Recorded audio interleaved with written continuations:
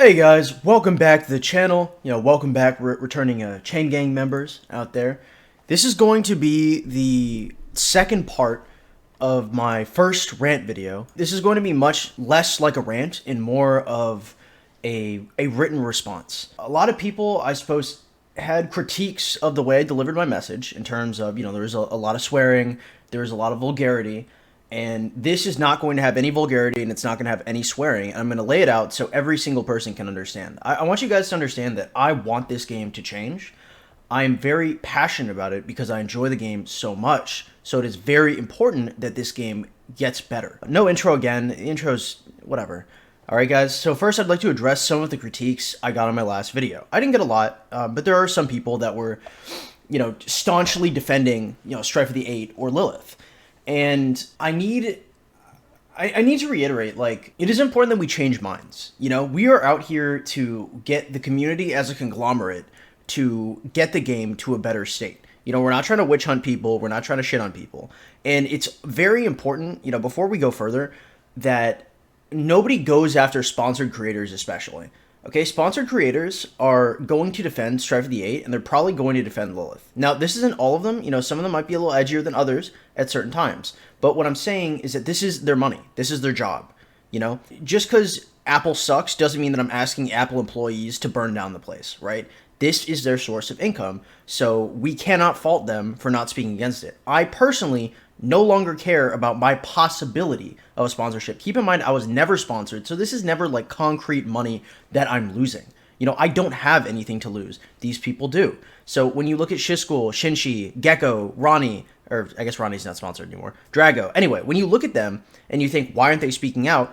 It's because they're sponsored, and you shouldn't hold that against them because they're sponsored creators. So with that out of the way, my biggest critique probably is that Strife of the 8 is not that bad map-wise.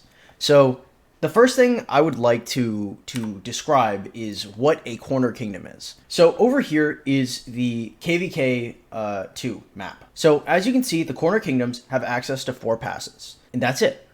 Okay?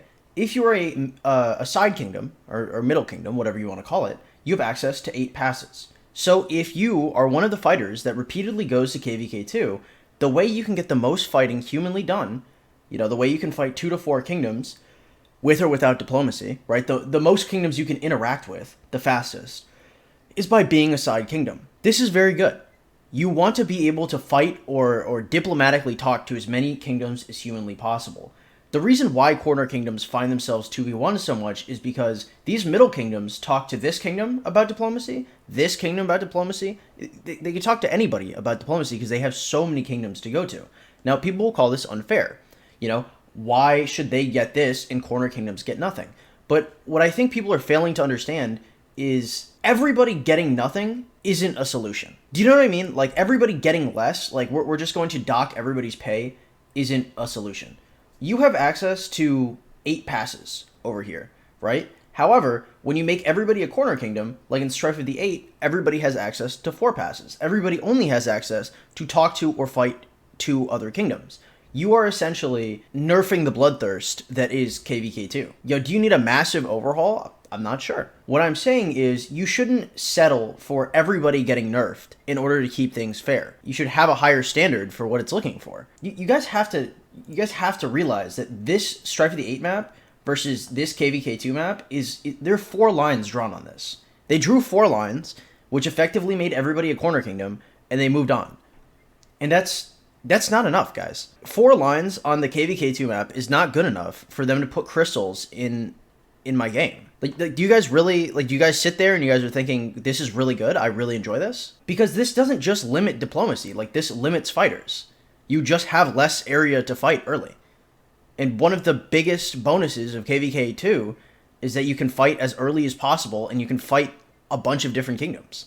It's why so many people migrate back to it repeatedly, is because they want to fight. This is limiting your fighting. On top of that, it's very small. KVK2, even for well-established kingdoms, is very small. Okay? I don't know how many alliances they're going to put in these camps, but they would have to greatly increase the size of the map, which they haven't announced. And if they haven't announced it, there's a good chance they won't do it. Because you can't defend their transparency by saying they might do something or they might do something else, okay? This is going to be the same size as a KVK2 map, which can barely house one decently sized kingdom, housing multiple per camp. When we look at Heroic Anthem, okay, Heroic Anthem gave us a lot more space to validate the fact that there are camps there. Is it still a little cramped for some people? Yes, but they gave us a lot of space, and that's very important to note. Because when you have a lot of kingdoms in one spot, they're going to need to expand. However, you're not only limiting the amount of fighting and limiting the amount of Diplo, you're also limiting the amount of space that a large kingdom can take after it is released from its gates. That's an issue. Overall, the main critique of this, so those are my starting critiques of Strife of the Eight. That's why I don't like the map.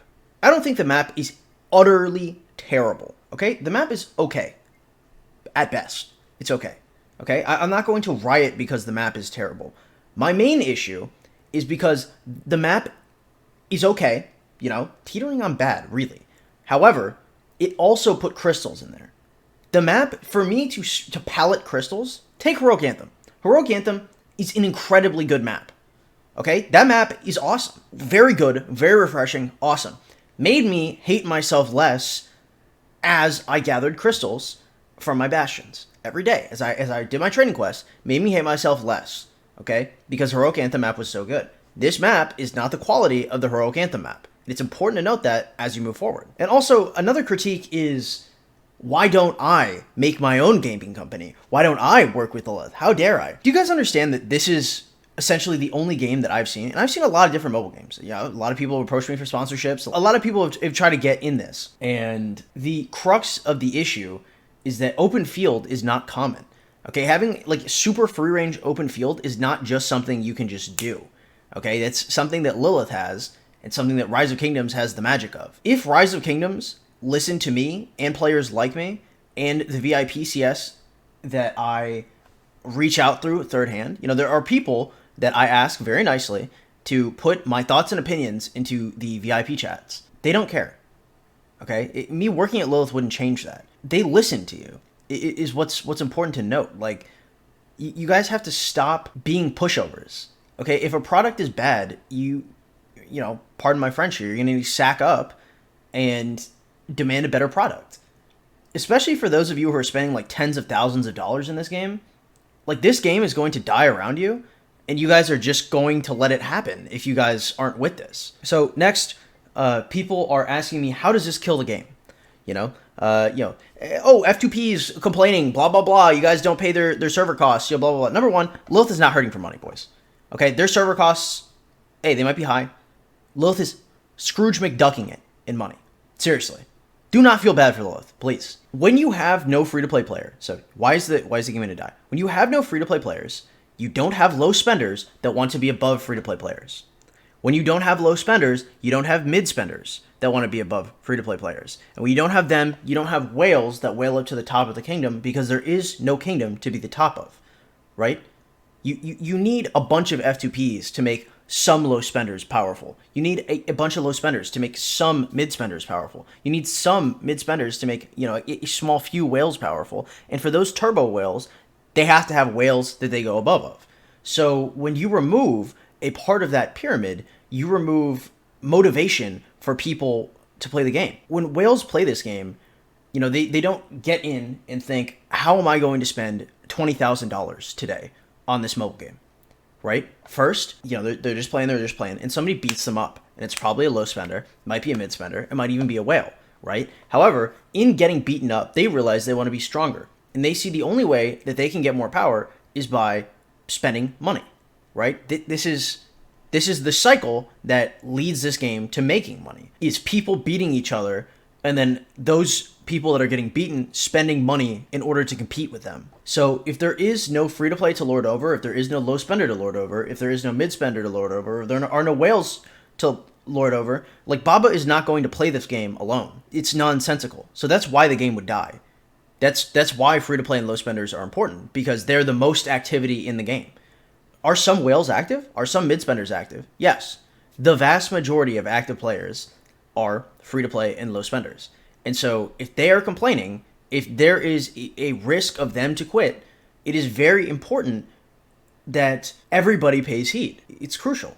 They are the building blocks of the game. Another point on how this kills the game is this game, I mentioned last video, was supposed to last probably 2 years past this, right? So Rise of Kingdoms is, coming on its third year. I expected it to have probably about a 5-year life cycle before they inevitably killed it in a horrible way possible.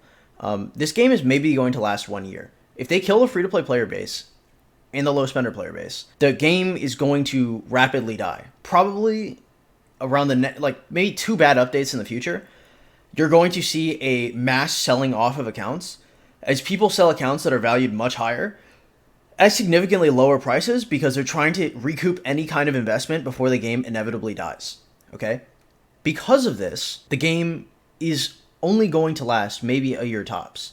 And when I say it's going to last a year, the last year of a game's life cycle is not very good, right? So when I say the game's probably going to last 2 more years, I thought this year was still going to be a nice cushy year of Lilith before they did inappropriate things to me the year after. If you like this game and you think this game is good, you should petition with me. We need to face this together and not apart.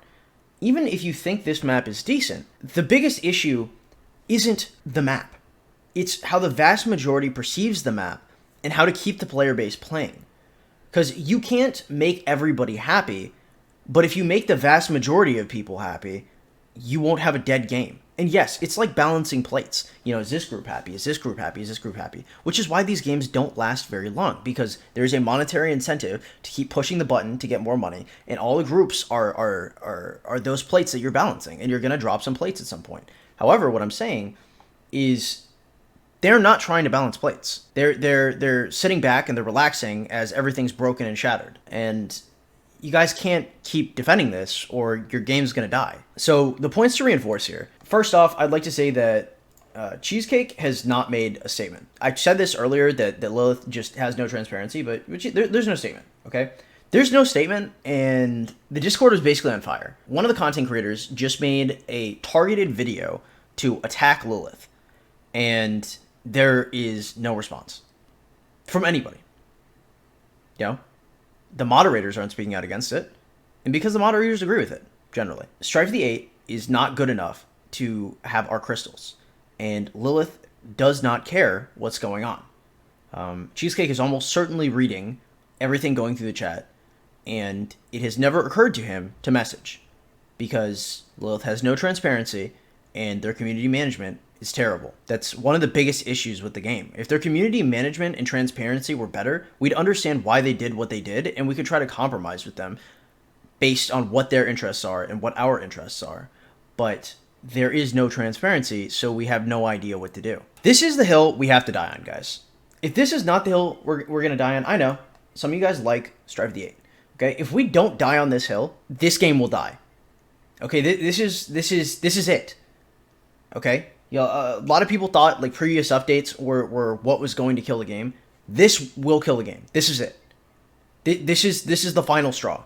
This KVK is going to hit the kingdoms in the 1600s, right? And the first KVK might not kill them off.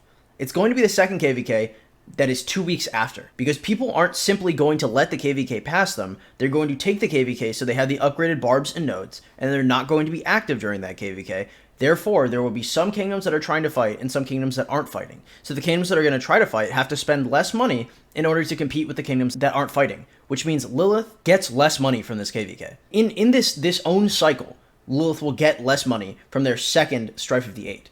And if they don't have a long-term plan here, the game is going to die. So if we don't die on this hill, if this is not the hill we stand on, this game will die. If you guys are cool with that, move on. Enjoy the last year or so that the game has left. If you guys are not cool with that, share this video, share the second video. Just get it anywhere you can. If you have VIP CS, touch on the points added in this video about how to fix things and what the issues are, and maybe we can move forward with a better game. I'm not just going to leave Rise of Kingdoms off top. I know that a lot of people thought this, including my wonderful, beautiful editor, my girlfriend who edits my videos. I actually deleted the app after I made my video. And, I have to reiterate, guys, I don't hate the game. The only reason why that video was as angry as it was is because I'm talking to a brick wall. That is a culmination of so much anger over such a long time. Let me put in perspective.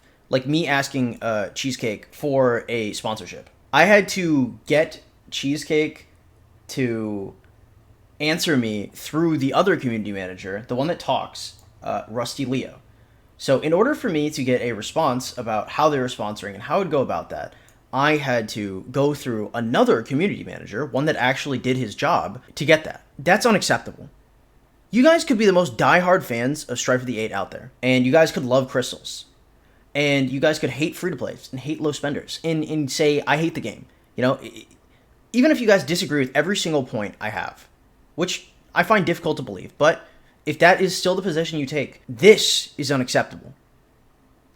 Okay? Because when you guys do have a problem, because you will at some point, you know, the game's not perfect, and I'm sure everybody realizes that. If you do have a problem, this lack of transparency is going to punish you in the future. I hope you guys enjoyed this content. I know it's a little longer, I know it's a little drier, and I know it is significantly less vulgar. This is for the people that said they couldn't watch it because there's so much vulgarity. I know there's a lot of you guys, and honestly, I should have released 2 videos, realistically. As always, if you have any concerns, or you have critiques, or you want to talk to me, the YouTube comments work. The Discord in the description below is also a really good place to get me. I hope you guys have an absolutely wonderful day. I will catch all of you guys later.